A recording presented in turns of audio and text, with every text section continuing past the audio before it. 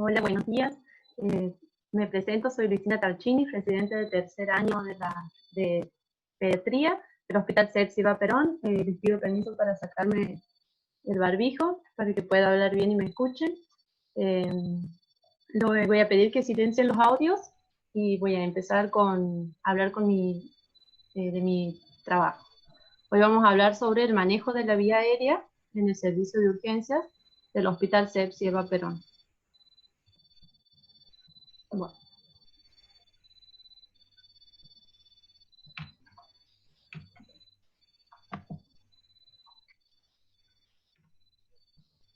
Tenemos problemas con el power.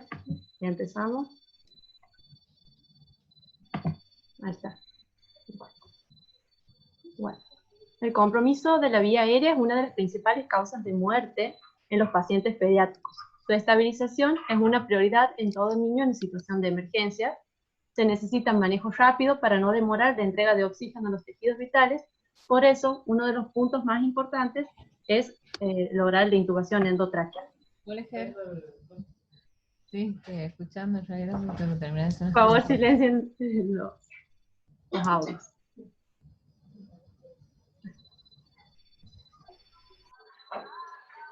Bueno. Siempre tener en cuenta el triángulo de evaluación pediátrica en el cual evalúo, identifico e intervengo constantemente al paciente.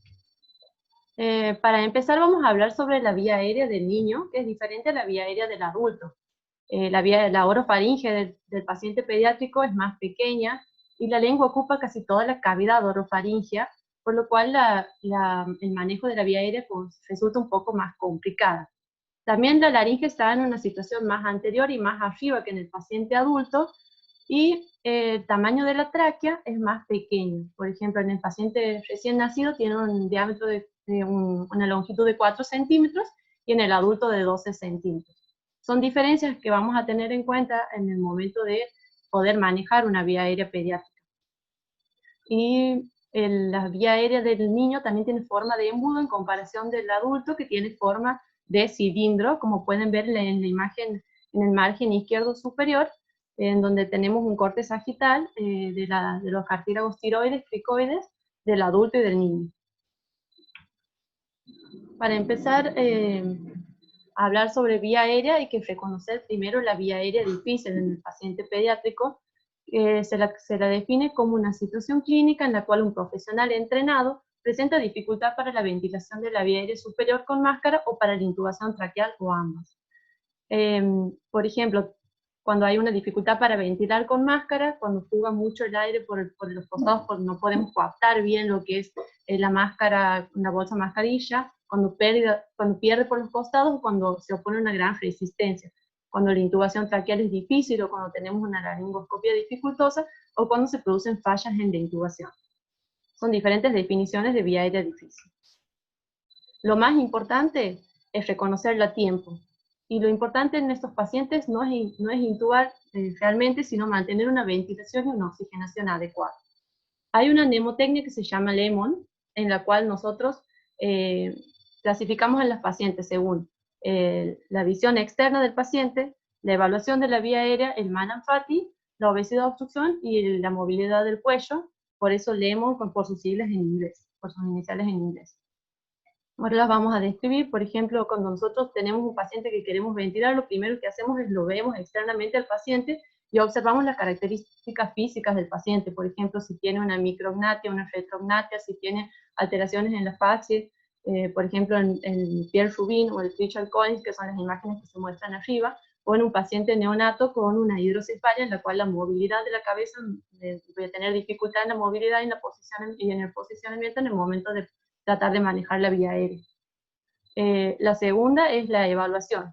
Hay una regla mnemotécnica que es el 3-3-2, en el cual, como ven en las imágenes, nosotros tratamos de introducir 3 dedos. Los dedos tienen que ser del paciente, no nuestros dedos, porque obviamente la boca del paciente es más pequeña. Si nosotros podemos introducir 3 dedos del paciente, tenemos una buena apertura bucal. Después, la otra 3 es la distancia entre el mentón y el hueso yoides, que se hace generalmente con el paciente en extensión, para ver el tamaño de la mandíbula y la posición en la lengua dentro de la mandíbula cuando yo quiero manejar la vía aérea. Y el 2 es la distancia entre el hueso hyoides y el cartílago tiroides. Todo eso me va a decir si una vía aérea tiene un buen tamaño o no para poder manejar, para poder ventilar al paciente. Seguimos con la clasificación. La M es la clasificación de Mallampati, que se lo usa generalmente en el paciente despierto, o sea que en el servicio de urgencias no me va a servir mucho, porque tengo que tener un paciente colaborador que esté sentado, que me abra la vía aérea y yo poder observar las partes blandas de la vía aérea, el paladar posterior, los pilares y la úvula. Y se clasifican en 4 estadios. Generalmente se dice que una vía aérea puede ser dificultosa cuando tiene una clase 3 o 4.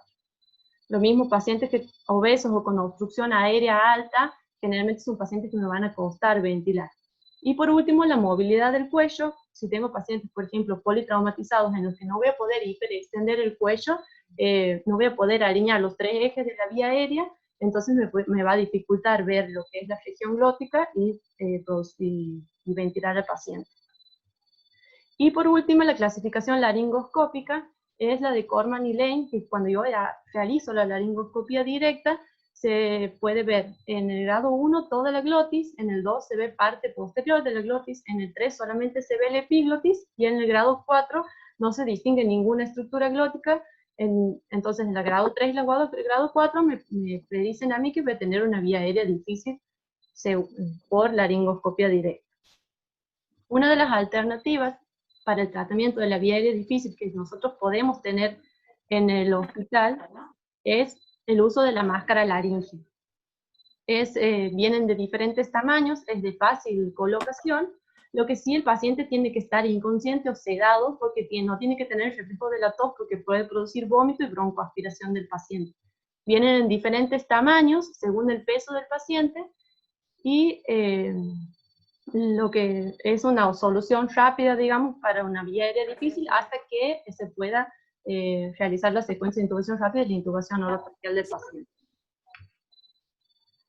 Bueno, aquí vamos a hablar de las indicaciones de la intubación endotraqueal. Hay 3 indicaciones básicas, que es lograr un óptimo control de la vía aérea con fines diagnósticos y terapéuticos, proteger la vía aérea de la aspiración o la obstrucción, y facilitar la ventilación con presión positiva para el tratamiento de las fallas respiratorias o cardiovascular. Esas son las indicaciones básicas de la intubación endotraqueal. Y después tenemos las indicaciones en el servicio de urgencia con la secuencia de intubación rápida, que son la insuficiencia respiratoria, la obstrucción de la vía aérea superior, alteraciones neurológicas, como por ejemplo un paciente que tenga un Glasgow menor de 8, o un paciente con alteraciones hemodinámicas, un shock descompensado, para una hiperventilación terapéutica en una hipertensión pulmonar o endocraniana, y para un apoyo ventilatorio prolongado para un traslado con una contusión pulmonar. La secuencia de intubación rápida es un proceso ordenado de pasos en el cual se administra un sedante y un bloqueante neuromuscular con mínima o ninguna ventilación con presión positiva. No se emplea en pacientes en paro o en coma profundo porque directamente ahí se intuba al paciente, no se realiza la secuencia de intubación rápida, y está contraindicado relativamente en edema y traumatismo facial o laríngeo. Consta de 11 pasos, que los voy a nombrar. El primer paso es la anamnesis, el segundo paso es la preparación del equipo, personal y medicación, el tercer paso es el monitoreo cardiorrespiratorio y la oximetría del pulso, el cuarto paso es la preoxigenación, después la premedicación, el sexto la sedación, séptimo presión cricoidea, ventilación asistida, el octavo paso es el bloqueante neuromuscular, la intubación endotraqueal, y por último, observación y control post-intubación y la sedación y analgesia de mantenimiento. Vamos a hablar de cada paso en particular, vamos a decir pequeñas cosas, digamos, en cada uno de los pasos. La anamnesis, también tenemos una mnemotecnia que es AMCHO, A por alergias, a fármacos, a látex, la M de medicaciones, evaluar las asociaciones de fármacos, la C, la última comida o ingesta, por el riesgo de broncoaspiración, la H, la historia clínica del paciente, ver bien de qué paciente estamos hablando, si ya tiene antecedentes de haber tenido una intubación dificultosa, si tiene patologías de base, cómo está el estado clínico del paciente, bueno, todas esas cosas vamos a tener en cuenta con la historia clínica del paciente. Y el origen del episodio, para poder prevenir posibles complicaciones. La preparación, hay que preparar personal médico y de enfermería, la medicación, las cosas que voy a necesitar para poder realizar la secuencia de intubación rápida. Aquí están nombrados los materiales que voy a necesitar: el fuente de oxígeno, el monitor de electro, el estetoscopio, la bolsa de reanimación autoinflable, la máscara de oxígeno de no reinhalación, un equipo para aspiración, diferentes cánulas, orofaringeo, nasofaringea, el laringoscopio, curvo y recto, y de los diferentes tamaños de las ramas. El tubo, generalmente se elige un tubo según la edad del paciente, y un número más y un número menos, del cual yo he elegido para verse para el momento de la laringoscopia. El mandril maleable, la sonda nasogástrica y el estado de la medicación con las dosis con las cuales voy a pasar. Bueno, aquí he puesto una diapositiva, los diferentes tipos de laringoscopio. Nosotros los que más usamos son los laringoscopios rectos o curvos, pero últimamente hemos adquirido en nuestro showroom el King Vision, que es el que ustedes ven en el lado izquierdo, para el momento que estamos pasando por esta pandemia. Lo que hace es, tiene un visor en la parte de arriba que nosotros podemos ver la vía aérea y no necesitamos acercarnos tanto a la vía aérea, pero bueno, necesita de un entrenamiento y por eso es que lo usan solamente personas que están entrenados en su uso. Tienen también diferentes tamaños de rama según la edad del paciente. Y bueno, y el Miller y el Miller, que es el de rama recta, y el Macintosh, que es el de rama curva, que antes se usaba el de rama recta para pacientes menores de 2 años por las características anatómicas del paciente, pero ahora se usa el que el médico esté habituado a usar. No es que menores de 2 años vamos a usar el de rama recta. Pueden usar cualquiera de los dos según la comodidad del operador. El tubo endotraqueal, tenemos diferentes fórmulas para calcular el tamaño del tubo. Una que usan es el tamaño del dedo meñique en comparación del tamaño del tubo, pero nosotros traemos aquí la fórmula de Cole y la de Kine, que según el tubo tenga balón o el tubo no tenga balón, y después hay una cinta que se llama cinta de Brotherloff, pero que nosotros no disponemos de ella, en la cual tenemos que hacer como ven la imagen, es colocar el paciente en el cúbito dorsal y medir la talla del paciente. Se usa en pacientes entre 3 y 35 kilos y me va a predecir a mí el tamaño del tubo que voy a necesitar con ese paciente. Y bueno, y las fórmulas, que las dejo aquí en la diapositiva para que la vean. ¿Y a qué profundidad coloco el tubo? Lo que nosotros usamos es el número del tubo multiplicado por 3. En el servicio de emergencias es lo más rápido y es lo que nosotros usamos. Pero aquí tenemos un cuadrito en el cual, según el tamaño del tubo, es la profundidad en la que tiene que quedar en el labio. Bueno, seguimos con los pasos. El tercer paso es el monitoreo cardiorrespiratorio continuo y la oximetría de pulso con control de la presión arterial intermitente. El control de la presión arterial no nos tenemos que olvidar, porque en los pacientes que están hemodinámicamente inestables, la hipotensión es una de las complicaciones principales, y las drogas que nosotros vamos a usar en la sedación, hay algunas que producen hipotensión. Entonces por eso es que tenemos que hacer el monitoreo de la tensión arterial intermitente también. El cuarto paso, la preoxigenación. Lo ideal, si el paciente mantiene las ventilaciones espontáneas y está saturando un oxígeno ambiente entre 96, 98, 100%, es mantener la oxigenación al 100% con una máscara con reservorio de no reinhalación durante 2 a 5 minutos, que lo que va a lograr es desnitrogenar el 95% del pulmón y crear una reserva de oxígeno para el momento de apnea del paciente, que va a ser el momento en el cual yo voy a tratar de introducir el tubo. Solo se ventilará al paciente con hipoxia, o sea, el paciente que está saturando entre 88, 90, 92, 94%, que nosotros vemos que necesita de ventilación positiva, a esos pacientes se va a ventilar. A los otros directamente con el oxígeno con la máscara con reservorio. Se puede hacer la preoxigenación también con dispositivos como alto flujo o con el BNI, en el cual nosotros ponemos y preoxigenizamos al paciente con ese dispositivo, y en el momento de la laringoscopía, tenemos ya una reserva de oxígeno en el paciente. La premedicación se usa como coadyuvante de las respuestas fisiológicas que va a tener el paciente en el momento de la laringoscopía. Pongo las dos premedicaciones básicas que generalmente manejamos nosotros, que es la atropina y la lidocaína. La atropina se usa generalmente cuando voy a utilizar el bloqueante neuromuscular, la succinilcolina, porque produce bradicardia la succinilcolina, y la atropina lo que hace es que no se bradicardice el paciente. En los pacientes pequeños, menores de 1 año, generalmente la maniobra de laringoscopía comprime el nervio vago y eso produce una reacción que reproduce bradicardia en el paciente, por eso es que la usamos. En dosis repetidas también de succinilcolina en pacientes entre 1 y 5 años y en adolescentes. Y en la secuencia de intubación rápida, con pacientes con sospecha de COVID o que son COVID positivos, también se usa la atropina porque es un anticiálogo. Y la lidocaína se usa como premedicación en los pacientes en los que yo sospecho que tienen un aumento de la presión intracraneana, por ejemplo en los TEC graves. Bueno, la sedación. Este es uno de los pasos más importantes. Tenemos que elegir un fármaco adecuado porque todas poseen ventajas y desventajas según el escenario clínico que tenemos del paciente. El mejor sedante es un sedante de acción corta que bloquee las respuestas simpáticas, que produzca amnesia y anestesia y que tenga los menos efectos adversos posibles. Pero bueno, todos tienen ventajas y desventajas. Y también va a depender de la disponibilidad del mismo en nuestro servicio y de la familiaridad con su uso. Los agentes sedantes que nosotros más utilizamos son el midazolam, el fentanilo, la ketamina.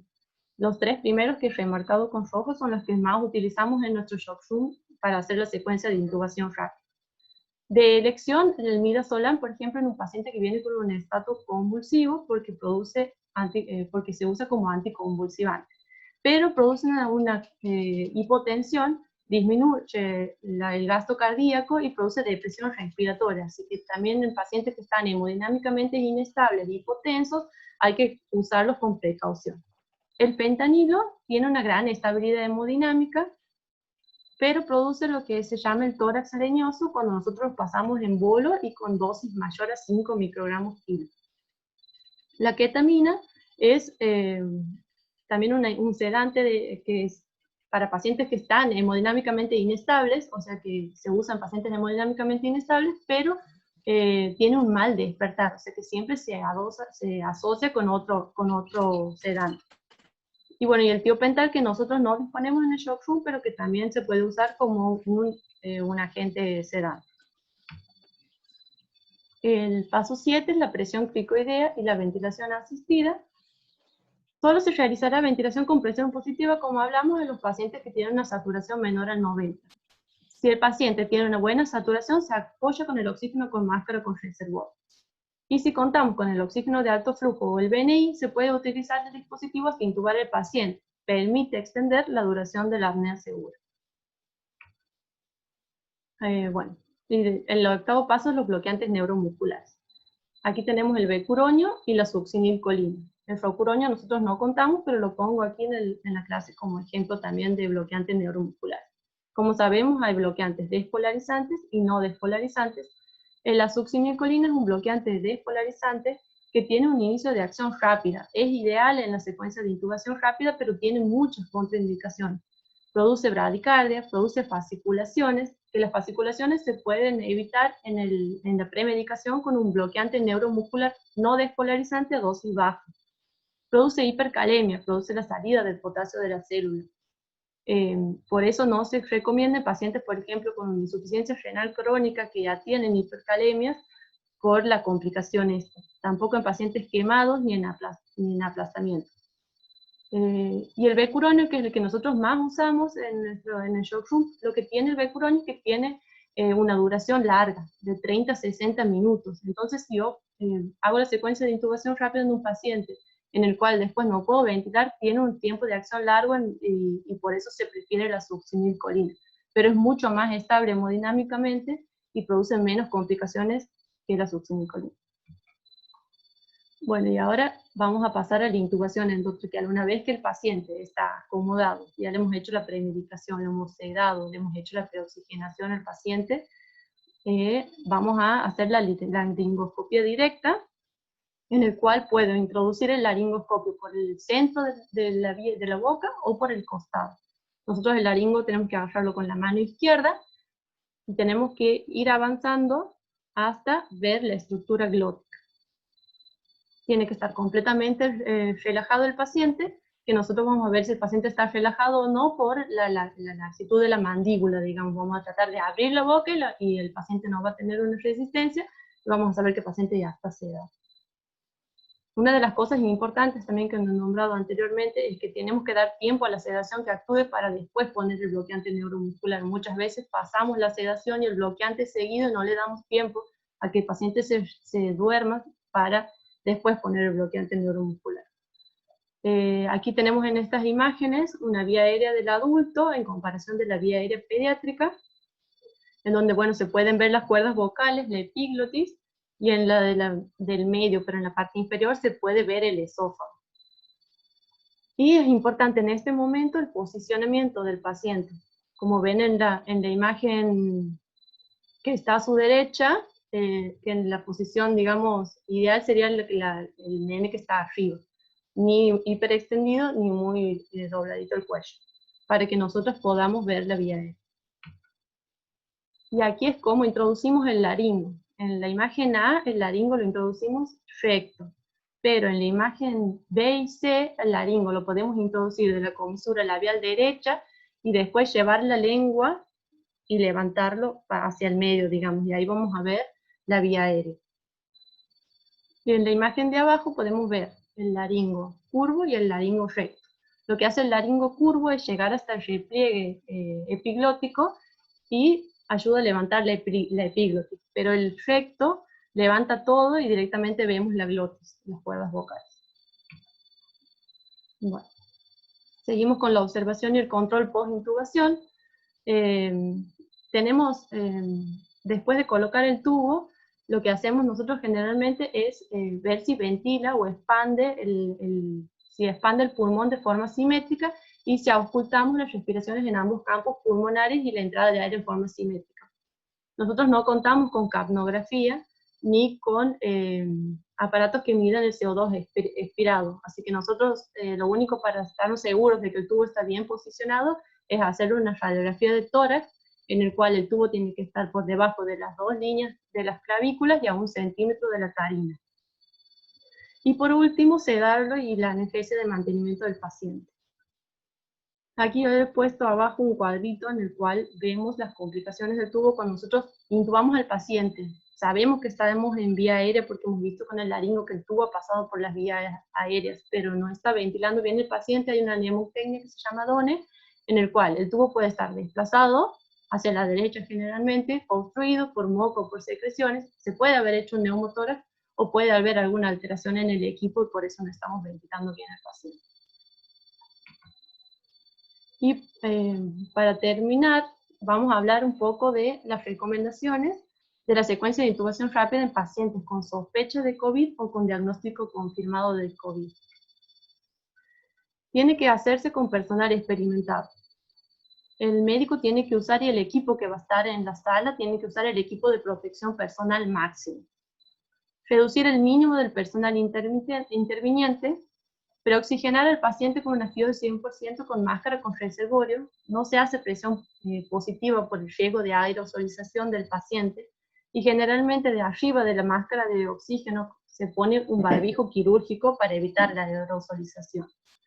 Se usan inductores, sedantes y inductores y bloqueantes de inicio y de rápida acción, y se recomienda el propofol en pacientes hemodinámicamente estables y la succinilcolina como bloqueante neuromuscular, por su rápido inicio de acción que ya habíamos hablado. Se utiliza tubos con balón y se insuflan antes de empezar a ventilar el paciente. Coloco el tubo endotraqueal, insuflo el balón y recién ventilo. Y entre el tubo y el ambú tenemos que poner el filtro antibacteriano o antiviral que nosotros contamos en nuestro hospital. Y como vemos aquí en la imagen, nosotros contamos también con un cubo de acrílico que protege de la aerosolización de la vía aérea. Tenemos que sacarnos adecuadamente el material de protección personal, en una bolsa roja colocar los materiales que hemos utilizado para descartar, y en la parte del área sucia los materiales que vamos a desinfectar. Bueno, hay que recalcar, y por eso pongo otra diapositiva, que lo más importante en el paciente con sospecha de COVID o con COVID confirmado es el correcto uso del material de protección personal. Nosotros en nuestro shock room tenemos carteles pegados de cómo vamos a ponernos el equipo de protección personal antes de entrar al shock room y de cómo nos vamos a sacar el equipo de protección personal cuando salimos del shock room para evitar contaminación del área de trabajo y para evitar contaminarnos nosotros cuando nos sacamos el equipo personal. Generalmente lo que se usa es doble camisolín, doble guantes, usamos el N95, arriba un barbijo quirúrgico, las gafas, usamos cofia y arriba usamos un escafandra. Y aparte tenemos el cubo de acrílico para el momento de la laringoscopia. Aquí vemos una foto de nuestro shock room con el cubo de acrílico y los materiales de protección personal. También vemos la bolsa máscara con el filtro bacterial, antibacteriano y antiviral, el N95. Y bueno, para terminar les dejo este checklist de intubación que está completo para el momento que nosotros decidimos ventilar un paciente. Evaluamos los insumos, el equipo y el plan de acción. Aquí, como pueden ver, lo primero que se hace es ver si la vía aérea va a ser difícil. Existe riesgo de compromiso fisiológico, la estabilidad hemodinámica del paciente, si el paciente está hipóxico, si tiene una presión intracerebral aumentada, si tiene riesgo de aspiración. El médico que recibe el paciente estaba al tanto y el equipo de enfermería. Tenemos un plan alternativo para una vía aérea complicada. Los insumos. Está listo el monitor, tenemos el oxímetro de pulso, está el manguito para la tensión arterial, el electro, el capnógrafo. Bueno, capnógrafo no disponemos, pero el estetoscopio, por ejemplo, para ocultar el paciente en el momento de la intubación. ¿Están los insumos listos y chequeados? Siempre es importante tener los insumos en el shock room y ver que estén todos, y muy importante en el momento del laringo, en el momento de ver el laringoscopio, que tenga pilas, porque, bueno, es una de las complicaciones que podemos tener en cuanto al equipamiento. Las drogas y las vías. Tenemos las vías permeables, tenemos la fluidoterapia, tenemos las drogas listas con las dosis que va a necesitar el paciente. Los roles del equipo están asignados, no están asignados, quién va a manejar la vía aérea, quién va a poner la medicación. El paciente está en condiciones, lo tenemos bien posicionado a la altura de la cama, hemos hecho la preoxigenación, está hemodinámicamente estable. ¿Cuál es el plan de la vía aérea difícil? ¿Qué drogas voy a utilizar? ¿Qué propuestas hay? Y ahí procedemos a la intubación y el cuidado post-tubo. Y este es el algoritmo, que es un resumen de todo lo que he dicho anteriormente. Aquí está la preparación, la oxigenación, que tiene que ser de 3 a 5 minutos. En la etapa de premedicación de la intubación no tiene que pasar más de 3 a 5 minutos. En el momento que pongo la sedación, en el momento de la parálisis y de la intubación, tiene que pasar entre 3 y 5 minutos. Comprobar el tubo y fijar el tubo.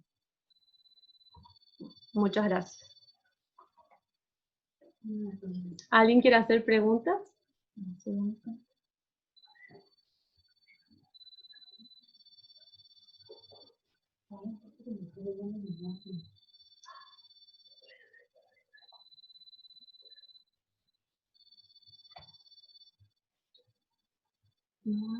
gracias. Pueden activar los micrófonos ahora si quieren hacer algunas preguntas.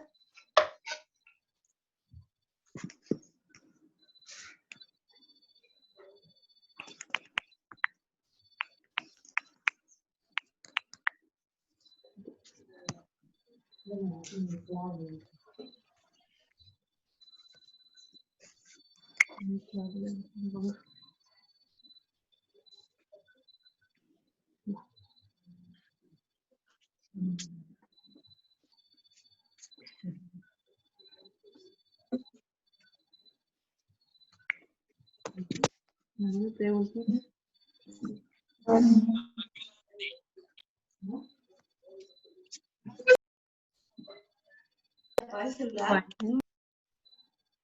Bueno, muchas gracias a todos por estar presentes. Si no hay ninguna pregunta, terminamos aquí.